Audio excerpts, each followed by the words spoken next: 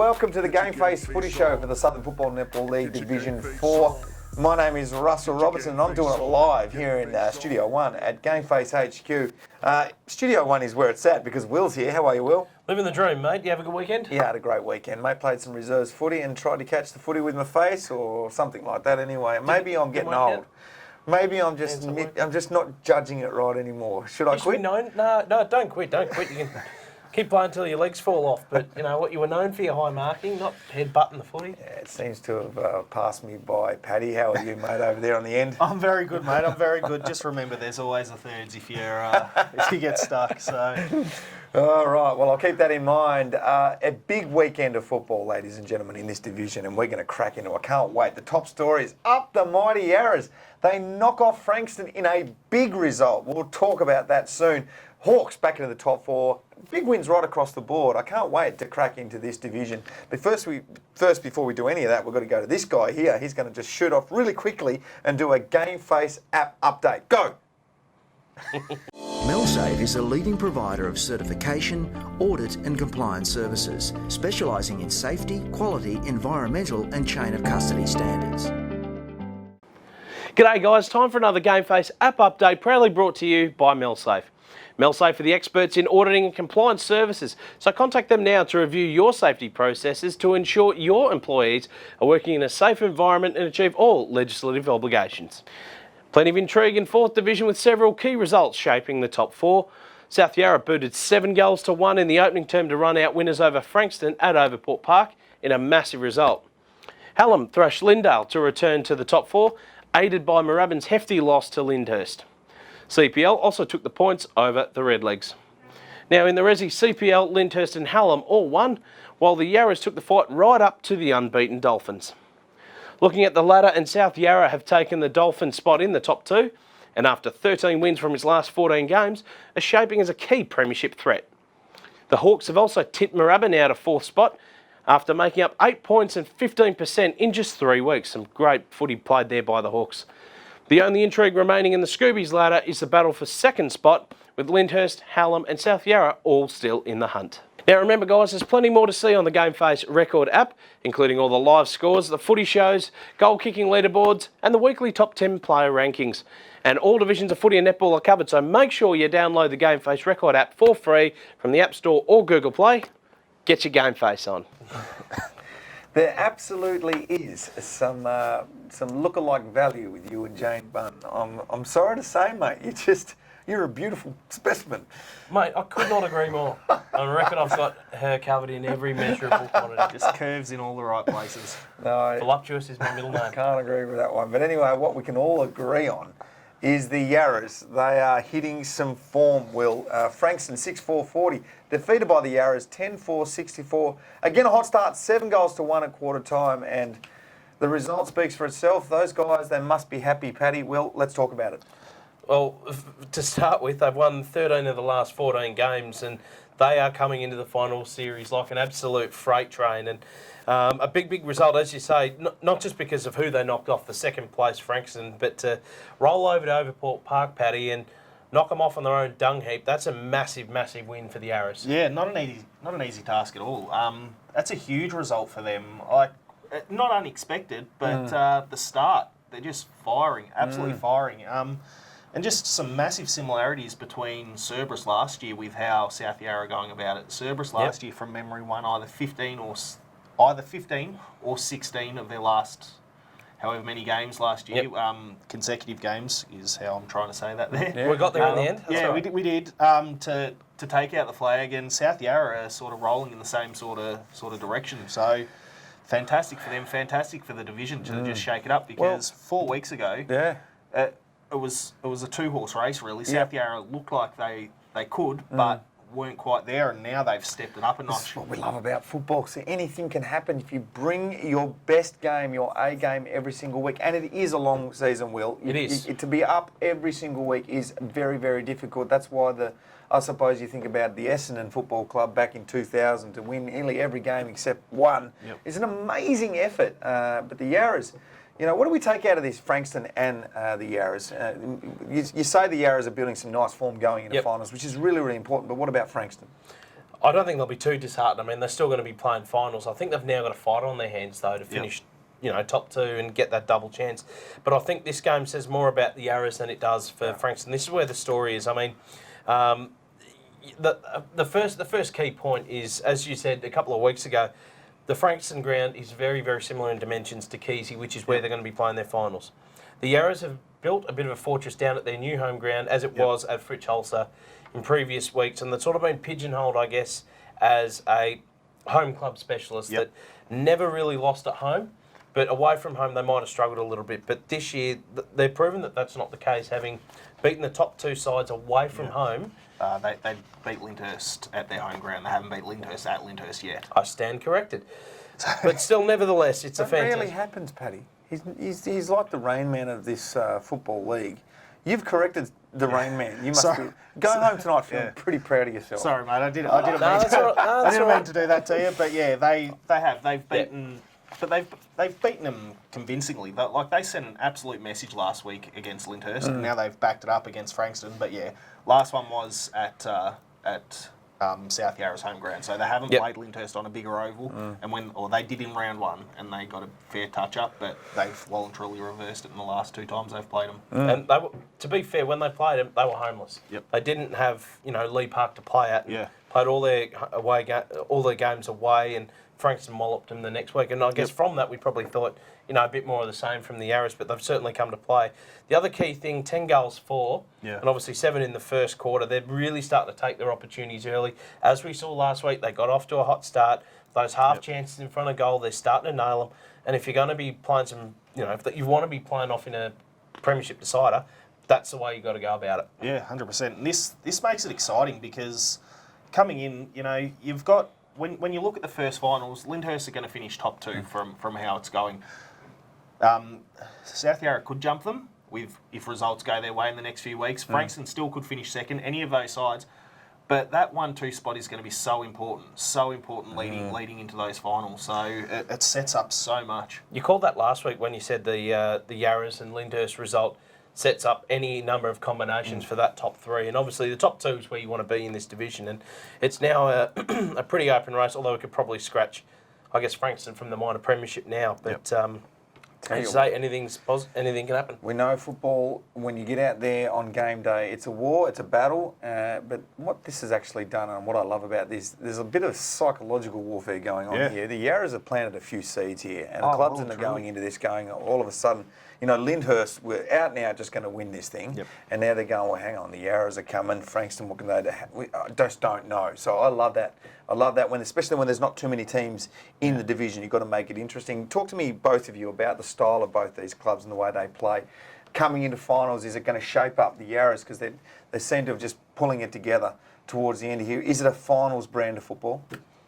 I can't comment too much on South Yarra because I haven't seen them live. I've seen footage of them and watch a couple of their replays, but I haven't seen them live. So it's very hard, without being disrespectful, the footage isn't overly great to watch in bursts because sometimes you're a bit too close to the action to see what's going on around it. What about you, Rain Man? You would have seen a few games. I think the South Yarra midfield is as potent as any in the competition, and if some of their guys start getting first use of the ball, their ruckman as well, Belfrage gives them some pretty good use as well. So that combination really, really sets up their style of play, and obviously with some goal kickers. I mean, Dylan Taylor and Jack Callaway again up forward kicking 3 goals each.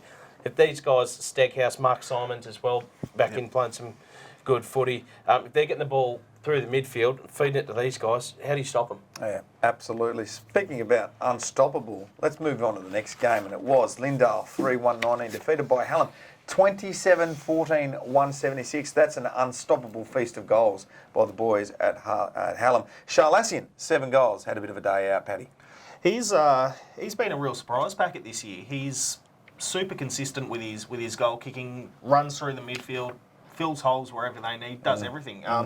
Massive inclusion for them. That's his name's bobbed up a few times in the team of the week from you boys, so you must be keeping an eye on him, Will. He's a very, very good player. As he brought it to my attention early in the year when he said, this bloke doesn't really look like a footballer, but he just is. Yeah. And he's 100% right. I mean, he just, as you say, gets the job done week in, week out, plays a multiple variety of roles, and as we saw on the weekend, when he gets forward to centre, I mean, he can just kick big bags of goals, which is always important. But, you know, not a result that was unexpected, unfortunately. Lindale struggling a little bit, Paddy. Yeah, it's where Lindale are at, really. And Hallam, it's massive that they've just gone, right, we've got someone here, we've got them against the ropes, put their foot to their throat and just did what they have to do. Now they've moved on to hopefully the next week. But, yeah, pushing themselves into that final spot. I said a couple of weeks ago that I thought Moorabbin were going to hold on to that fourth spot. Well, Hallam have just ripped that out of their hands and have come into contention. Really, they're pushing. You know, they're pushing just as hard as South Yarra is at the moment. Made up 2 games in 15% in just 3 weeks is the note there. They are cruising along quite well at the moment. You'd be pretty happy with 27-14. I mean, that's a potency, obviously restricting the opposition to just 3 goals. You come out of that game going, well, that's not too bad. That augurs well for the future. 100% it does. I think that says more about where the two sides are at, though. I just don't think Lindale would have got their hands on the ball enough. Hallam would have just run riot. So, I did say early in the year that I did think Hallam would make that fourth spot their own. But as you said, 2 games and 15 in 3 weeks. I did not think it had happened that quickly, and they've knocked off some good sides too. That win against Frankston that they had a couple of weeks ago really set the tone for them for this back half of the season. So they've been huge improvers as well across the board. They've lost a couple of winnable games prior to that. Some that would probably be a little bit annoyed that they would have dropped. But I guess, as you say, with South Yarra and obviously Cerberus last year, they're now coming into the finals in a little bit of form. Do you think that they've got what it takes to really push for a grand final, perhaps? They could do. As I said, I went and watched them live at the start of the year. Haven't watched them live since, and I thought they were okay without being great. So clearly, things have started to click. Yep. You know, the drop back in division will have been fantastic for them because a couple of wins on the board, blokes start to get to training more, and then you actually get the progression. Whereas when you're battling along, blokes start to drop off. So coming back for them has been huge, and I really think that they'll be improving on the back of blokes actually being around and training more. So the confidence will be sky high too. And the last note there, Lindale v Dandenong, round 18. Yeah, that'll decide who wins the spoon, unfortunately, and that's where the two sides are at. Their struggles feel at the moment, unfortunately, and it'll be an interesting contest, that's for sure. Yeah, it's not a game I'd really like to go to, but yeah. Well, we certainly are getting to that point in the season now where we're looking at the ladder and we're doing the permutations and we're looking towards finals. It's getting quite exciting. It's fun. It's fun to do. Something that isn't fun and something that we really would like to touch on the GameFace Footy Show for the division for SFNL is Justin Smith. Now, I don't know Justin Smith. You blokes have got a bit more knowledge on him, but he's got a bit of a fight on his hand, Wilbur. My word, he does, and he's one of the good guys, the vice president of Dandenong, and every time we go down to Dandenong, there's always a picture of positivity. That all the committee, they're always smiling, they're always up and about, and Juzzy's one of the main instigators of that, and unfortunately, he's been recently diagnosed with lymphoma of the stomach and brain, which is absolutely horrific news, and he's going to be starting chemotherapy this week, I believe. So it's just, as I said, horrific Absolutely news. You wouldn't wish that on anybody, and he's unfortunately got a very big fight on his hands, Robbo. To Justin, from everyone on the GameFace Footy Show, all the footy shows that we do here, right across the studio, we wish you all the best. Get well, mate. We'll see you back out there. Let's move on. I think just before we go on, I think the club are looking to do a bit of a fundraiser for him next month. So hopefully, if they can organise a few details, we'll bring them out on the show. Absolutely post them up on our shows, and that's what I love about football clubs, and not just the football club that one person's involved in. You'll see a lot of football clubs coming together to help out this poor, unfortunate situation. Good luck, Juzzy. We'll move on to the Swivs Locker Division 4 Team of the Week. You boys have pulled out the best players. You've had a look at the vision, and this is what you come up with. Go for your life, fellas. How about you kicking off with the back pocket? All right, perfect. From the back line, we've got Kevin Twight from Lyndhurst, Regan Hall from Frankston Dolphins, and Ben Guy from CPL. The halfbacks, Callum Eifler from Frankston Dolphins, super consistent this year. Tex Merchant from not CPL, from South Yarra, that's a typo there. Good job, Wilbur. And Cameron Parker from Hallam on the halfback flank. On the centre line, we've got Brent Rafferty from CPL, who has really dragged them through this season. He's been a shining light for them. Scott Steghouse from South Yarra, once again super consistent, and Jared Murphy from Lyndhurst. Scotty Steghouse, I reckon he'd be right up there in the calculations for the league best and fairest at this stage of the year. If I was to... He's owned that spot, hasn't he, all year? My word, Right he's been huge. What are your thoughts? From everything I've been told, I reckon he's got it fairly in the bag. He's been dominant in just about every game he's played. So He's certainly my tip. Going to the half-forward line, Jack Shalassian from Hallam, 7 snaggaroonies on the weekend. Well done to you. Paul Marasha from CPL, great to see him back out and playing footy, Paddy, after a knee injury early in the year. yeah, came back a couple of weeks ago, I think. Worked his way back in, and yeah, fantastic result for him. Kicked another 3 or 4, I think. So yeah, Good man. One of the real nice guys in Division 4 is Masha. Now, Dylan Taylor from South Yarra on the other half-forward flank, I should say, keeps his spot. We spoke about him last week, coming up from the third throughout the year. Another 3 goals on the weekend. yeah, consistent. Very good effort. Well done on the back of the 4 last week. In the forward line, we've got my boy Jared McGrath with his filthy little moustache from Lyndhurst. Alex Wilson from CPL kicked 5 or 6 again.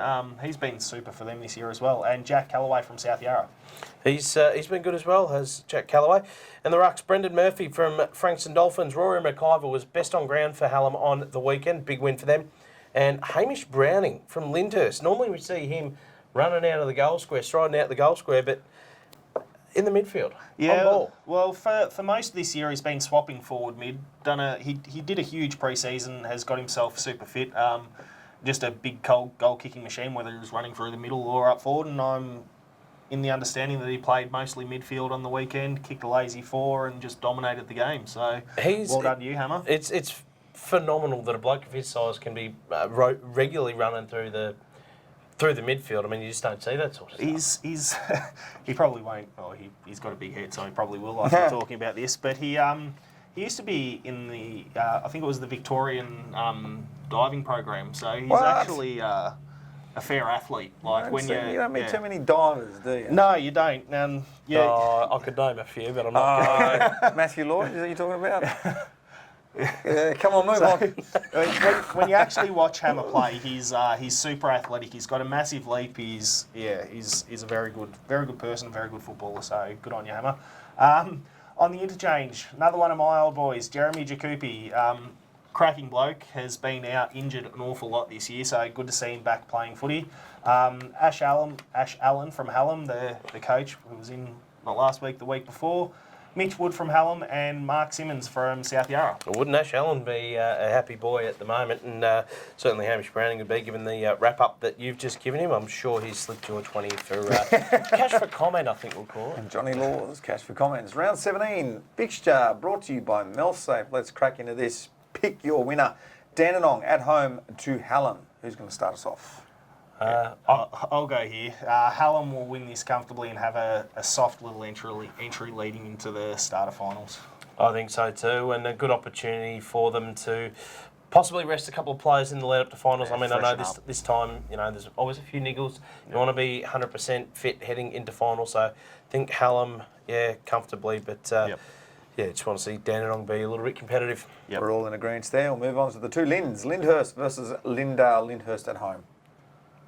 This will be ugly. Yeah. Unfortunately, I think this will be pretty ugly for the Pumas. Lyndhurst will absolutely walk it in. I think Lyndhurst will absolutely smash them as well, but I just know at this point last year, Lyndhurst had a really tough run leading into finals with games we played, and we rested a lot of players and rotated in and out regardless because we'd set up, and they'll probably do the same. It's an interesting point you make. It is an interesting point you make because you look at the AFL, and I always allude to the AFL because we all watch it. Yep. It's those last few rounds. It's like when West Coast Eagles last year, the last round, or was it Adelaide the year before when Melbourne were trying to get in the finals.